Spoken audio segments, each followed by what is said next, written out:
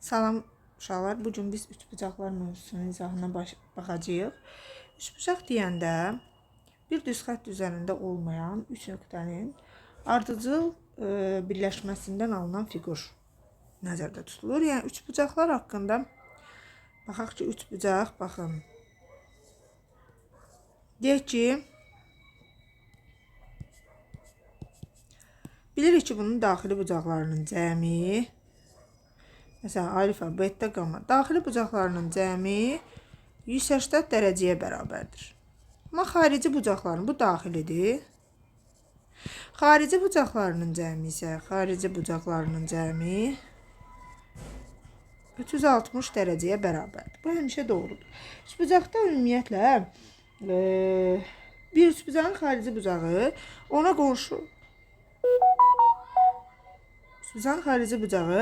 ona qonşu olmayan iki daxili bucağın cəminə bərabər. Xarici bucaq desək, məsələn, bu xarici bucaq x ilə işarə isə, bu x burada beta ilə qammanın cəminə bərabərdir. Beta ilə qammanın cəminə bərabər. Burada demək, üçbucaq üçün bucaqlarla münasibəti demiş olsaq, məsələn, bu A tərəfi, B tərəfi, bu C tərəfi olsun. Bilirik ki, əgər A, B, C münasibəti doğrudursa, o zaman alfa, beta, gamma münasibəti də doğrudur. Bunlar demək, böyük bucaq qarşısında belə də deyə bilərsiniz ki, böyük bucaq qarşısında üçbucaqda böyük tərəf dayanır. Üçbucaq üçün vacibli qaydalardan biri də belə məhz indi dediyimiz qaydadır ki, burada böyük bucaq qarşısında böyük tərəfin dayanmağını, orta məktəbdə də biz bunu öyrənirik ki, üçbucaqların böyük bucağın qarşısında böyük tərəf dayanır. Məsələn, burada x dərəcəsini tapmaq üçün, x-i tapmaq üçün x bərabərdir alfa üstə gəlsin beta, üstə gəlsin gamma almış oluruq. Gəlin indi əsas bizə lazım olan və topluda da bundan suallar olacaq, görəcəksiniz. Üçbucaq bərabərliyi. Bərabərsizliyi daha doğrusu. Bərabərsizliyi. Üçbucaq bərabərsizliyində bir üçbucağın, hər bir üçbucağın, indi baxaq görəcəyik. Məsələn, hər hansı bir üçbucaq götürürəm mən. A, B, bu da C. İki tərəfinin fərqi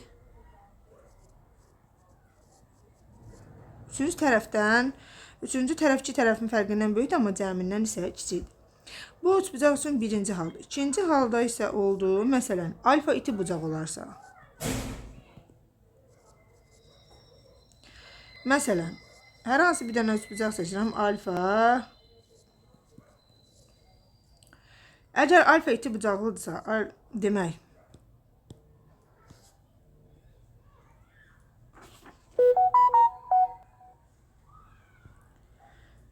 belə yazacağıq. A çıxaq beta modulda x kökün altında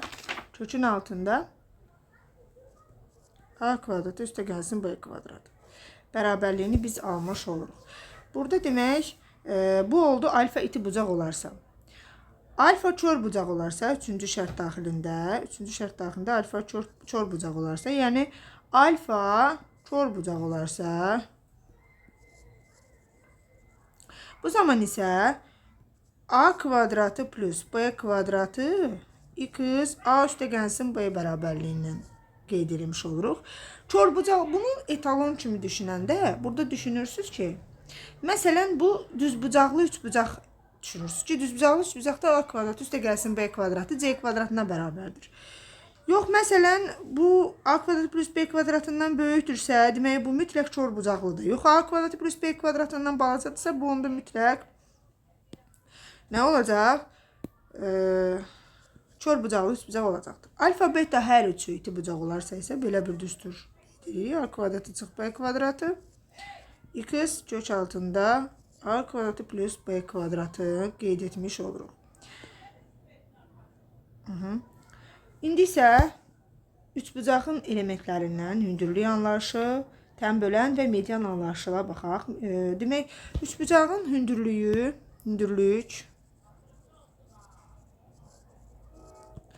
baxın, hündürlük dedikdə, üçbucağın təpə nöqtəsindən qarşıdakı tərəfə endirilən perpendikulyardır hündürlük. Yəni, məsələn, hər hansı bir üçbucaq qeyd edilir burada. Hər hansı bir üçbucaq qeyd edirəm. Perpendikulyar indirirəm. Perpendikulyar. Demək, üçbucağı hesablamaq üçün əsas vacib bizdə Heron düsturunu bilməliyik. Onun sahə məsələlərinə tətbiqi və üçbucağın sahəsidir də təbii ki, burada P yarım perimetrdir və oradan da görsənir ki, P yarım perimetrdir. Almış oluruq. Və burada da S bərabərdir AH bölünsün 2 sahə düsturunu bunlara tətbiq eləmək mümkündür. Üçbucağın hündürlüklərinin bərabərliyini məhz o sahə düsturundan BHB bərabərdir 2S üçbucaqdan ala bilərik. 2S üçbucağın düsturundan ala bilərik. Üçbucaqda hündürlüklə tərəf bir-birindən tərs mütənasibdir. Yəni, böyük tərəfə kiçik hündürlük, kiçik tərəfə isə böyük hündürlük çəkilir. Bunun münasibətini də biz bu formada göstərə bilərik. Onda HB, HC münasibəti doğrudur. Median, üçbucağın medianı qarşı tərəfin ortası ilə birləşdirən parçadır. Yəni, medianın çəkildiyi tərəfi yarı-yarıya bölür. Üçbucağın medianı hansı tərəfə ki çəkilib, o tərəfi yarıya bölür. Məsələn, buradan bir median indirsək, bu həmin tərəfi yarı hissəyə bölür. Təpəsindən çəkilir, qarşı tərəfi yarıya bölür. Mediandır, A, B-dir. Tutaq ki, burada bir C olsun. Hansı tərəfə çəkilibsə, median düsturu olsun, median C. Median C-ni hesablamaq üçün belə bir düsturu qeyd edirik. Köşəsində 2 vuraq A kvadratı, üstə gəlsin 2 vuraq B kvadratı, çıxaq C kvadratı. Burada C kvadratı hansı tərəfə çəkilibsə, onun medianı hesab edilir. Üçbucağın medianları kəskin və kəsmə nöqtəsində yarıya bölünürlər. Yəni, bu nə deməkdir? Hər hansı 3 dənə median çəkə bilərəm üçbucaqda. Hər hansı bir üçbucaq qeyd edirəm. Burada bir dənə 3 dənə median çəkirəm mən. Və həmin medianlar kəskinlər kəsmə nöqtəsində yarı-yarıya bölünür və 2/1 nisbətində bölünürlər. Bu bizim qızıl qaydalarımızdan biridir. Və çəkildiyi tərəfləri də təbii ki, yarı-yarıya bölürlər və bir O nöqtəsində bölünürlər. 2/1. Medianlarla bağlı bir əsas vacib düstur bunun üstünə ulduz qoyuram. Bir də median A-nın kvadratı üstə gəlsin, median B-nin kvadratı üstə gəlsin, median C-nin kvadratı bərabərdir 4/3 A kvadratı üstə gəlsin, B kvadratı üstə gəlsin, C kvadratı düsturunu qeyd edirik. Və medianlarla bağlı məsələ həllində də düşən bəzi vacib məsələ düsturlarına baxaq. Məsələn, deyək ki, əgər medianlar qarşılıqlı perpendikulyardırsa, uzaq çəkirik, əgər medianlar qarşılıqlı perpendikulyardırsa, buradan bir üçbucaq. Deyək ki, medianlarımız qarşılıqlı perpendikulyardır. Bax, belə göstərir. Yəni, median A perpendikulyardır median B. Median B. Burada demək, median A-nın kvadratı, median B-nin kvadratı bərabərdir median C-nin kvadratına. Bir də biz C tərəfini tapmaq istəyiriksə əgər, bunu şəkillərlə də göstərim. Bu C tərəfindən çəkilmiş median və burada median C olsun. Bu median A olsun, bu da median B olsun. Bu median B olsun, bu da median A olsun. Bu da C tərəfi olsun. A kvadratı üstə gəlsin, B kvadratı bölünsün. 5 düsturunu tətbiq eləyə bilirik biz burada. Təbii ki, bunların tərəflərini də qeyd eləsək, bu formada qeyd eləmiş olaraq. Bunlar vacib qaydalarımızdır. Tənbölən. Tənbölən nədir? Üçbucağın bucağını yarıya bölür. Tənbölən.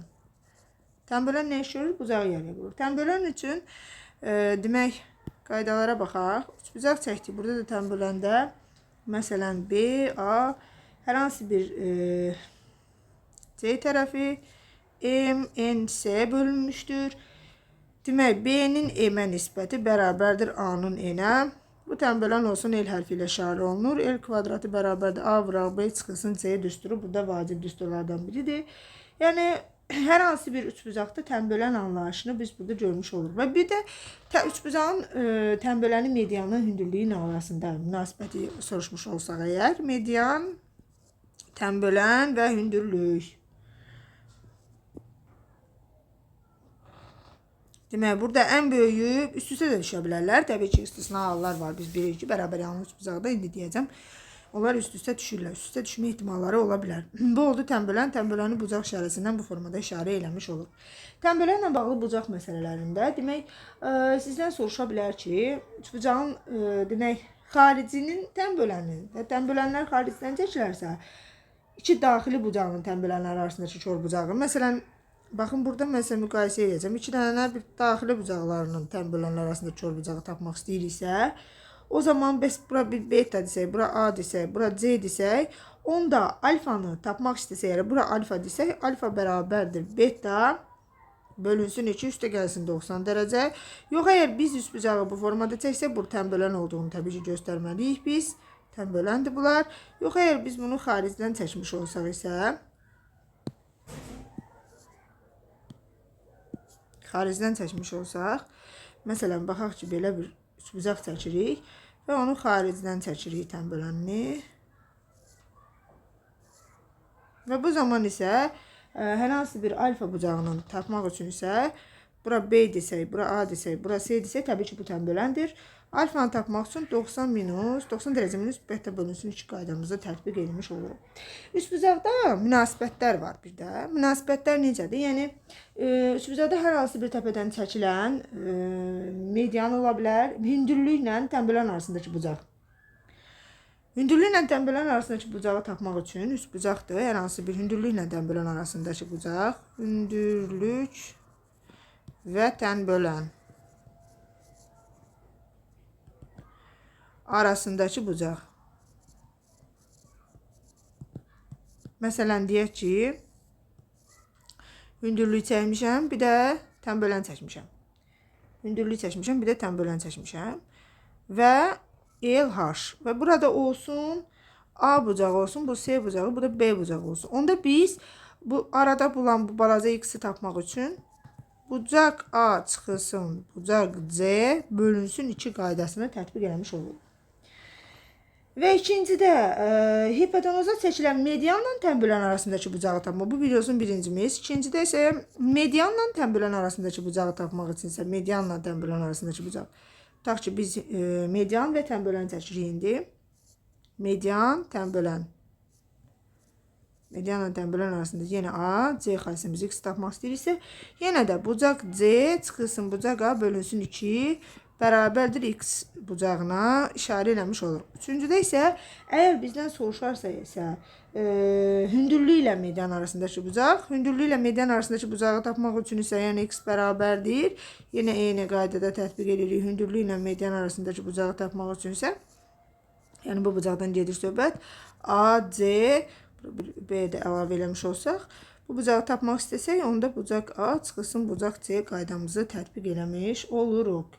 Yəni burada səhvə yol verməyəcək. Əgər bunları tətbiq eləmiş olsa. Orta xətt var, anlayışı var. Eyni zamanda üçbucaqda orta xətt fales teoremi, yəni bölündüyü hissələrin bərabərliyini də göstərən bir teorem kimi bunu göstərə bilərik. Üçbucaqda orta xətt. Üçbucağın orta xətti. Yəni baxaq. Üçbucağın orta xətti. Demək, orta xətt oturacağın yarısına bərabərdir. Bir dənə orta xətt çəksəm, M, A, B, C tərəfini çəksəm. M bərabərdir AB-nin yarısına. Yəni, bura A olsa, bura A bölə 2 olacaqdır. Yəni, bu qaydamızı misallərində tətbiq eləmiş olacaq biz. Misalində görəcək. İndi gəlir üçbucağın növlərindən, yəni üçbucağın tərəfinə görə növləri, bərabər yanlı demək, üçbucağın növləri bucağına görə növləri var. Bir də tərəfinə görə deyim. Tərəfinə görə. Üçbucağın tərəfinə görə növləri. Burada demək, üçbucağın tərəfinə ixtiyari üçbucaqdan danışa bilərik. Biz ixtiyari üçbucaq deyək ki, məsələn, A, B, C. Bunun perimetri, bu ixtiyari üçbucaqdan hər hansı bir üçbucaqdır. Perimetri Avstriyasının B-dir. Təbii ki, burada müəyyən sahə məsələləri var. Hər onu tətbiq eləyə bilərik, hər onun düsturunu bilə bilərik və eyni zamanda onların radiuslarını hesablamaq üçün R bərabərdir 2S bölək A plus B plus C. Bu balaca yer daxilinə çəkilmişdir. Böyük yer isə A vuraq, B vuraq, C bölünsün 4S sahəni hesablamaq üçün. Sahəni hesablamaq üçün Heron düsturunu mən yazdım bayaqları da.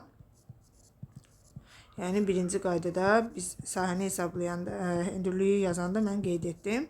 Burada da P bərabərdir A plus B plus C bölünsün 2. Yəni yarım perimetr düsturudur. Bu ixtiyari üçbucaqda bucaqlar da fərqli ola bilər. Bunların hesablanma qaydalarını bilirik və üçbucağın tərəflərinə görə növlərindən bərabəryanlı üçbucaq gəlir. Bərabəryanlı üçbucaq. Bərabəryanlı üçbucaq. Bərabəryanlı üçbucaqda demək yan tərəflər bərabərdir. Bax, bərabəryanlı üçbucaq seçirəm. Burada alfa, alfadır. Bura isə beta ola bilər. Məsələn, A'dır, A'dır. Burada S'dir. Perimetri 2A üstə gəlsin S'dir. Bunların oturacağı bitişik bucaqları bərabərdir. Bucaqlarının cəmi təbii ki 180 dərəcədə bütün üç bucaqlar üçün də keçərlidir. Bu tən bölən bir dənə yeganə olaraq təpədən çəkilən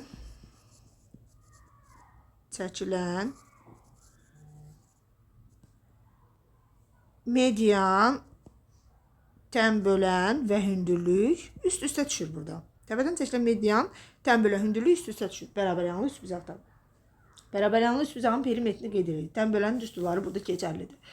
Və bərabəryanlı üçbucaq üçün xüsusi bir qaydalar da var. Onları da qeyd edək. Məsələn, bərabəryanlı üçbucaq seçirəm. Bu bərabəryanlı üçbucaqdır. Hər hansı bir daxilindən bir nöqtələr götürürəm. Y, X. Bu hər hansı bir A bərabəryanlı üçbucaq olsun. A-nı tapmaq istəsəm, ikisinə Y-i cəmləmiş oluram. Sonra ikincidə bərabəryanlı üçbucaq götürürəm. Yenə də qaydamıza görə bərabəryanlı üçbucaq. Məsələn, AA hər hansı bir hündürlük çəkirəm. Daxildən belə bir hündürlüklə olsa əgər, perpendikulyarlıq bilir ki 90 dərəcə hündürlüyü göstərir. Hündürlük bir hündürlük çəkmiş olsam əgər, bu da hündürlük olmalıdır təbii ki. Onda həmin o hündürlük, bunlar H1, H2 olsa, bu H1 olsun, bu H2 olsun, bu da H olsun. H bərabərdir. H bərabərdir. H bərabərdir. H1 üstə gəlsin H2 qeyd etmək mümkündür. Bərabəryanlı ikiz bərabər tərəfli üçbucaq. Bu da tərəfinə görə üçbucağın növlərindən hesab edilir. Bərabər tərəfli üçbucaq deyil. Bərabər tərəfli üçbucaq bərabər tərəfli. Bərabər tərəfli üçbucaq demək bütün daxili bucaqlarının cəmi yenə də 180 dərəcədir. Xarici bucaqları isə 360 dərəcədir. Bütün bucaqları bərabərdir. Alfa, alfa. Bütün tərəfləri də bərabərdir. Yəni A. Perimetri 3A'dır. Bir bucağı alfa 60 dərəcədir. Yəni 180'də 3'ə bölürük alırıq biz bunu. Və burada vacib olan düsturlar var ki, onlar bu düsturun içindən alınır. Yəni ixtiyari üçbucaq üçün tətbiq etdiyimiz qaydalardan ala bilərik. H bərabərdir A kök 3 bölünsün 2. R bərabərdir A kök 3 bölünsün 6. R balaca yer onun daxilinə çəkilmiş çevrənin radiusudur. A kök 3 bölünsün 6 isə bunun xaricinə çəkilmiş çevrənin. Yəni böyük yer burada R daxili radius.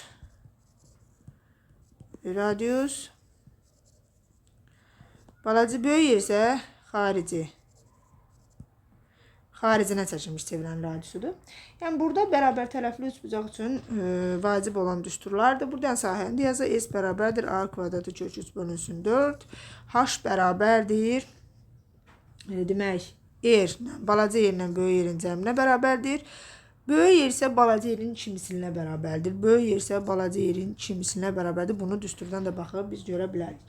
Və bərabər tərəfli üçbucaqda təpədən hansı təpə olur olsun, oradan çəkilmiş median, tən bölən hündürlük üst-üstə düşür. Yəni onlar bir-birlərinə bərabərdirlər. Bərabər tərəfli üçbucaqda da həmin bu düsturları tətbiq etmək mümkündür. Düzbucaqlı üçbucaq gəlir. Düzbucaqlı üçbucaq. Düzbucaqlı üçbucaq bir bucağın mütləq şəkildə 90 dərəcə olmalıdır. Yəni o düzbucaqlı üçbucaq adlanır. Mütləq alfa, beta. Yəni alfa ilə betanın cəmi 90 dərəcəyə bərabərdir. 90 dərəcə, yəni birini verirsə digərini tapmaq çox rahatdır. Burada əsas vacib Pifaqordur. Pifaqoru biz bilməliyik. Pifaqor teoreminin tətbiqini bilməliyik. Demək, məsələn, hər hansı bir dənə düzbucaqlı üçbucaq qeyd edirəm. Orada əsas düsturları mən qeyd etmiş olacağam. Bunun 90 dərəcə olduğunu göstərək. Demək, biz burada düzbucaqlı üçbucaq üçün Pifaqor teoremini yazırıq. Məsələn, hər hansı bir dənə düzbucaqlı üçbucaq seçirəm. Və orada A, B, H, M, N və obşədə C yazıram. Demək, bizdə A kvadratı birinci bərabərdir M vuraq N plus N. İkinci, b kvadratı bərabərdir n vuraq n plus n. H kvadratı özü bərabərdir. H kvadratı bərabərdir n vuraq n. Yəni bölündü hissələrin hasilinə. Sonra bizdə a vuraq b bərabərdir h vuraq c. Bu misallar həllində daha yaxşı bizə aydın olacaqdır.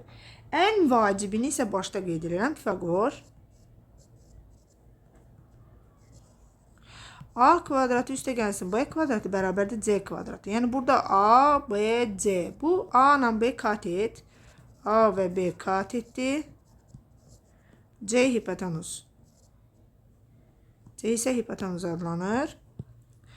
Yəni bu düsturları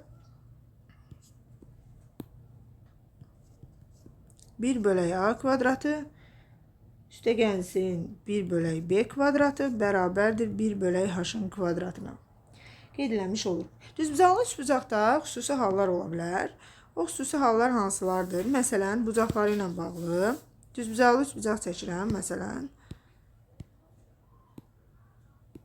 Üstədə xüsusi hallar ola bilər. Nə ola bilər? Yəni, düzbucaqlı üçbucaqda baxın, bunlar ola bilər.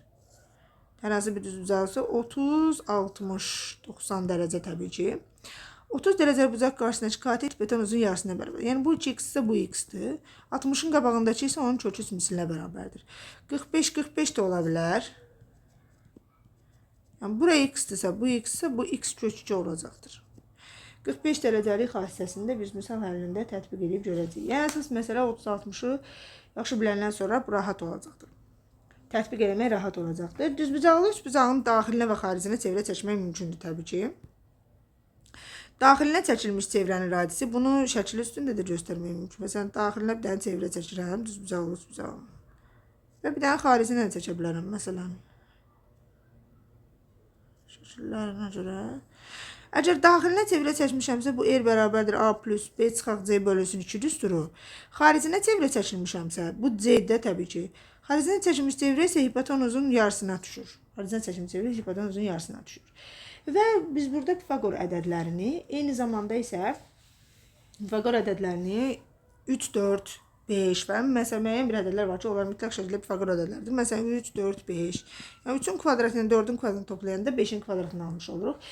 Düzbucaqlı üçbucaqda daha vacib bir metrik münasibətlərdən, yəni iti bucağın sinusu, kosinusu, tangesi anlayışına baxaq. Hər hansı bir dənə düzbucaqlı üçbucaq çəkirəm. Məsələn, bura bir dənə qeyd eləyək, biz C tərəfi, B, A tərəfi olsun. İndi sinus və buna uyğun olaraq sinus, hipotenuz, bitişik katet, qarışıq katet. Alfaya görə tapaq. Məsələn, sinus alfa. Sinus alfa qarışıq katetin hipotenuza nisbətidir. Kosinus alfa. Kosinus alfa bitişik, yəni buna bitişik tərəfin B-nin C-yə nisbəti. Tangens alfa. Qarşı katetin bitişik katetin nisbətidir. Tangens alfa. Qarşı katetin bitişik kateti. Kotangesdəki təbii ki B bölək A-dır.